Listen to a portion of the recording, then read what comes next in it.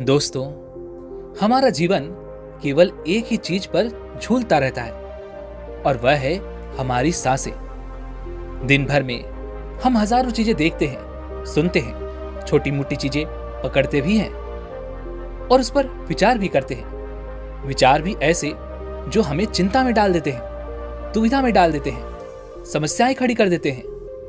परंतु हम जिसे नहीं पकड़ते वह है हमारी सांसें। और इस पर न ध्यान देने का कारण यह है कि ये सांसें खुद ब खुद चल रही हैं, लेकिन हमें अपनी सांसों का एहसास तब होता है जब हम अपने जीवन के अंतिम क्षण में होते हैं। उस समय हमारी एक एक सांसें हमारे लिए कितनी कीमती हो जाती हैं, क्योंकि उस वक्त हमारी सांसें गिनती की ही रह जाती हैं। और वह आखिरी सांस जो हम भीतर लेते हैं और उसके बाद उसे बाहर छोड़ते हैं, उसके बाद ना तो कोई सांस आती है और ना ही कोई सांस बाहर जाती है। इसलिए मनुष्य के जीवन में सांस का विज्ञान बहुत ही महत्वपूर्ण है, बहुत खास है। सबसे पहले महात्मा बुद्ध ने इस विज्ञान को समझा था और फिर उन्होंने अपने सभी शिष्यों को इस विज्ञान के बारे में समझाया था, उन्हें उपदेश दिया था। एक दिन की बात है, महात्मा बुद्ध और आनंद एक वृक्ष की छाया तले बैठे हुए थे। तभी आनंद महात्मा बुद्ध से पूछते हैं, हे बुद्ध, आप हमेशा सांसों पर ध्यान देने के लिए कहते हैं, लेकिन सांसों पर ध्यान देना इतना जरूरी क्यों है? क्या सांसों के अलावा इस संसार में और कुछ नहीं है? क्या हम जो चीजें देख रहे हैं, जो सुन रहे हैं, क्या हम उन पर ध्यान नहीं केंद्रित कर सकते? हमारे भीतर जो धड़कनें हैं, क्या हम उस पर ध्यान नहीं दे सकते? तभी महात्मा बुद्ध मुस्कुराते हुए आनंद के इस प्रश्न का जवाब देते हुए कहते हैं, भंते, ध्यान तो किसी पर भी दिया जा सकता है, परंतु हर चीज हर समय हमारे पास उपलब्ध नहीं होती। वहीं पर दूसरी तरफ हमारी सांसें जो हमें जन्म से ही मिल जाती हैं और मृत्यु के अंतिम क्षण तक ये हमारे साथ ही रहती हैं। फिर चाहे हमारे जीवन में किसी भी प्रकार की कोई परिस्थितियां क्यों ना आन पड़े, चाहे कितनी भी दुविधा हो, चाहे कितनी भी समस्याएं हो, चाहे कितनी भी तकलीफें हो, हमारी सांसें हमारा साथ नहीं छोड़ती। ये हर परिस्थिति में हमारे साथ ही रहती हैं। और एक हमारी सांस ही तो है जो हमारे भीतर अर्थात हमारे अंतर से जुड़ी होती है, और बाकी ऐसी कोई भी चीज नहीं जो हमारे अंतर से जुड़ पाए। तभी आनंद कहते हैं, हे बुद्ध, आप कहते हैं कि हमारी सांसें हमारे अंतर से जुड़ी हैं, लेकिन वो किस प्रकार? आनंद के सवाल का जवाब देते हुए महात्मा बुद्ध आनंद से कहते हैं, भंते, जब तुम क्रोधित होते हो तो तुम्हारी सांसें तेज चलने लगती हैं। वहीं पर जब तुम्हारा मन आनंद से भरा होता है, तुम खुश महसूस करते हो, उस वक्त तुम्हारी सांसें मध्यम या फिर धीमी चल रही होती हैं और तुम्हारी सांसें पहले से ही शांत हो जाती हैं। जब तुम सोते हो तब तुम्हारी सांसें अलग प्रकार से चलती हैं। जब तुम उठते हो तब तुम्हारी सांसें अलग प्रकार से चलती हैं। इसी प्रकार जब भी हमारा शरीर, हमारा अंतर्मन किसी प्रकार की कोई भावना प्रकट करना चाहता है तो हमारी सांसें अलग अलग प्रकार से चलती हैं, और उस भावना के प्रकट होने से पहले ही हमारी सांसों में परिवर्तन देखने को मिल जाता है। हमारी सांसों को हमारे भीतर से आने वाले उन विचारों के बारे में पहले ही पता चल जाता है, जिसे देखकर कोई साधारण सा मनुष्य भी ये जान सकता है कि आपके भीतर किस प्रकार की भावनाएं चल रही हैं और आपके भीतर किस प्रकार के विचार चल रहे हैं। इसीलिए मैं कह रहा हूं कि सांसें हमारे अंतर से जुड़ी हुई हैं और इसे कोई साधारण सा मनुष्य भी आसानी से देख और समझ सकता है। हमारी सांसें ही हमारे जीवन का आधार हैं। इस पर आनंद महात्मा बुद्ध से कहते हैं, हे बुद्ध, आप कह रहे हैं कि हमारी सांसें ही हमारे जीवन का आधार है, लेकिन क्या आपने कभी इस तरफ से देखने की कोशिश की है? यदि हम भोजन ना करें, यदि हम पानी ना पिएं, तो क्या हमारी मृत्यु नहीं हो जाएगी? क्या वो हमारे जीवन का आधार नहीं है? आनंद के इस प्रश्न पर महात्मा बुद्ध मुस्कुराने लगे और आनंद से कहते हैं, आनंद, पानी के बिना जब तुम प्राण त्याग रहे होगे तो सबसे आखिर में जो तुम्हें छोड़ेगी वह है तुम्हारी सांस। वहीं पर जब भोजन के कारण तुम्हारी मृत्यु हो रही होगी, तब भी जो आखिर में तुम्हारा साथ छोड़ेगी वह तुम्हारी सांस ही होगी। इस दुनिया में मिला हुआ सब कुछ तुम्हें पहले ही छोड़ देगा, लेकिन अंत में सबसे आखिर तक जो तुम्हारे साथ चलती है, जो तुम्हारा साथ देती है और जो आखिर में तुम्हारा साथ छोड़ती है, वह है तुम्हारी सांसें। हमारी सांसें हमारी हर भावना से जुड़ी हुई होती हैं और हम सब अपने जीवन में हर प्रकार की चीजों पर विचार करते हैं, हर चीजों को देखते हैं, समझते हैं, लेकिन कभी भी अपनी सांसों पर ध्यान नहीं केंद्रित करते और ना ही उस पर विचार करते हैं, ना ही उसे पकड़ने का प्रयास करते हैं। आगे महात्मा बुद्ध आनंद से कहते हैं, आनंद, जिस प्रकार हम सांसें ले रहे हैं उसी प्रकार ये ब्रह्मांड भी सांसें ले रहा है।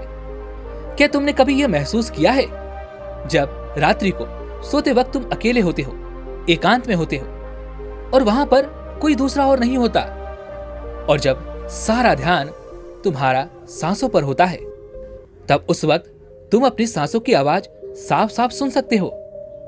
हाँ, ये बात और है कि तुमने अपनी सांसों की आवाज पहले भी कई दफा सुनी होगी।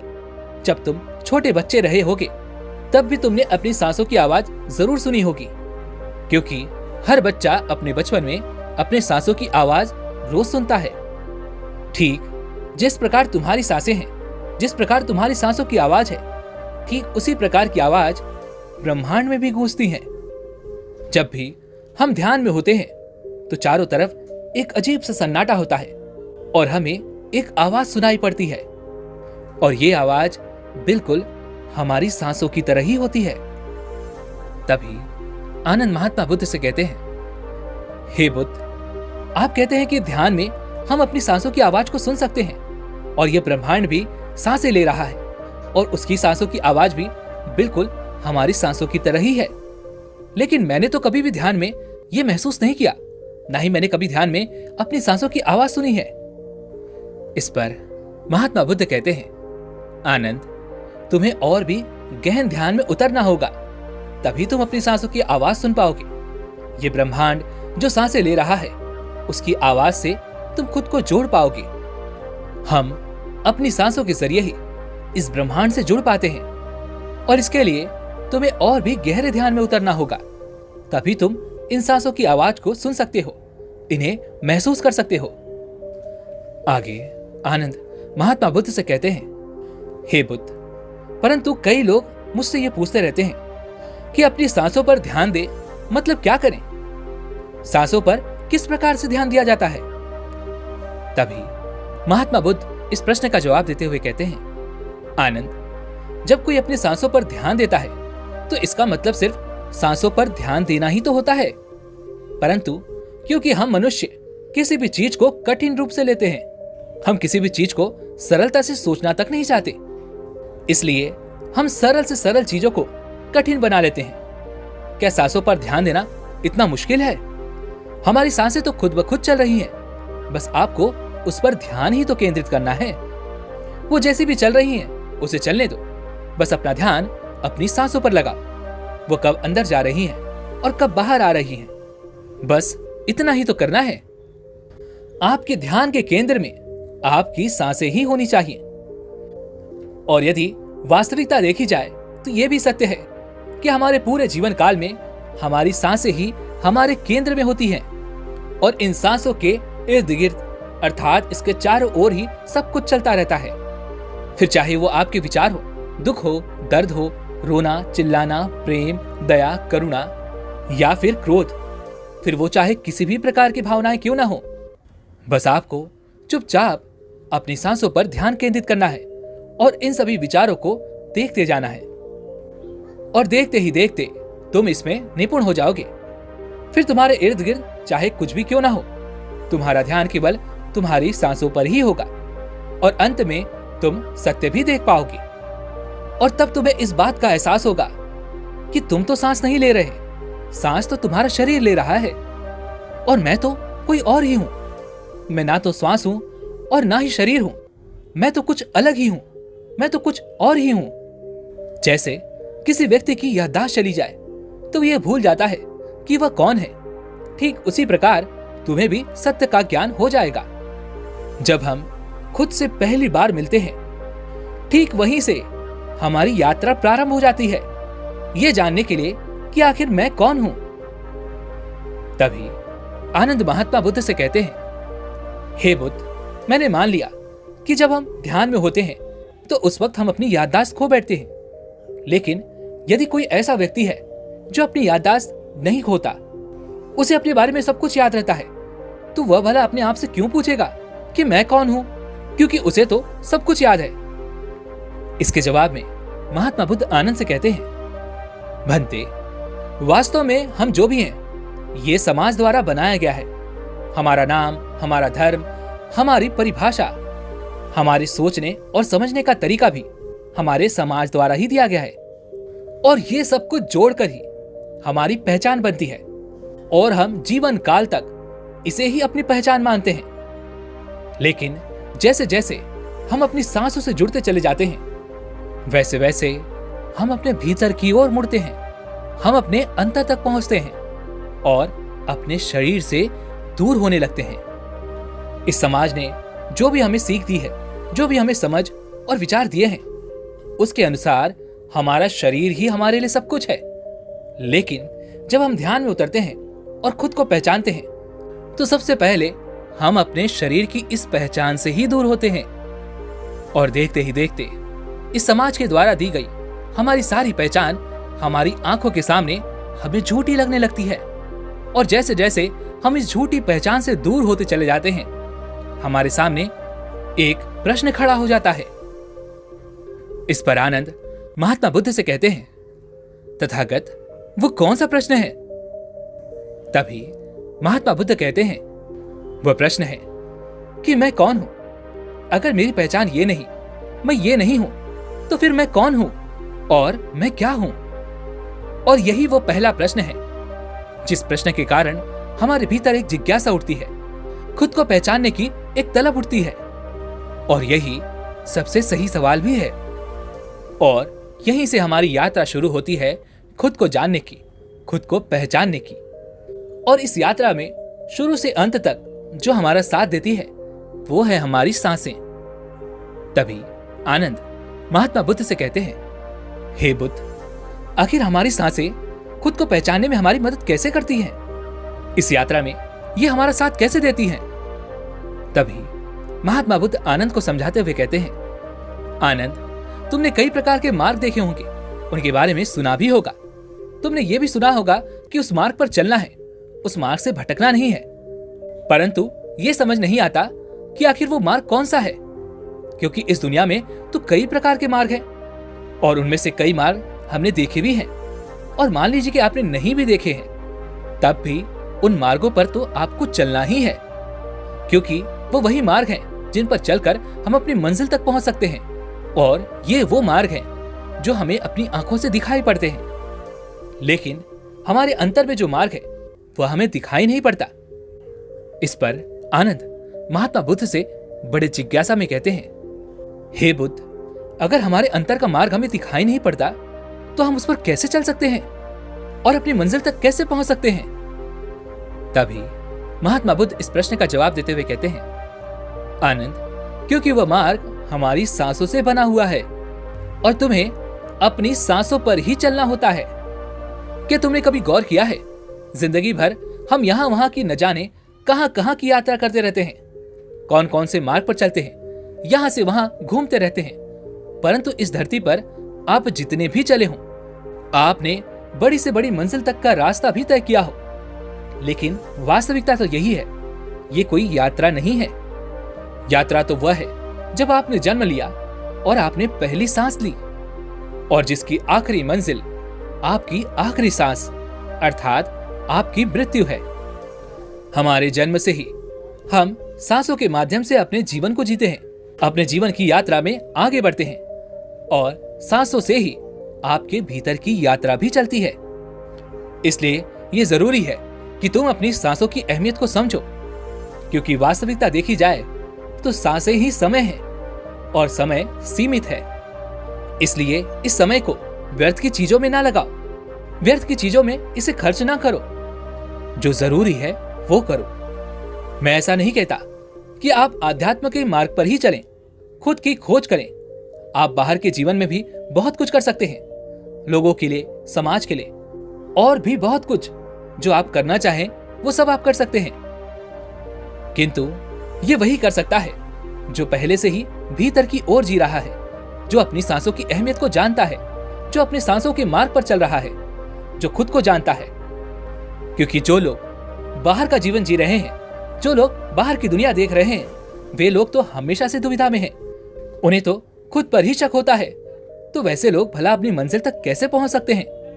वे लोग सांसों के इस मार्ग को भला कैसे तय कर सकते हैं?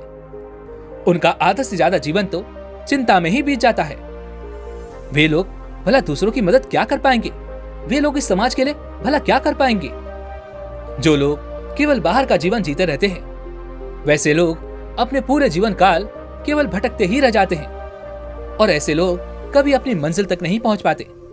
और जीवन के अंतिम समय पे जब उनकी गिनती की सांसें रह जाती हैं, तब उन्हें एहसास होता है कि उन्होंने तो कुछ किया ही नहीं, और तब उन्हें अपनी गलती का एहसास होता है।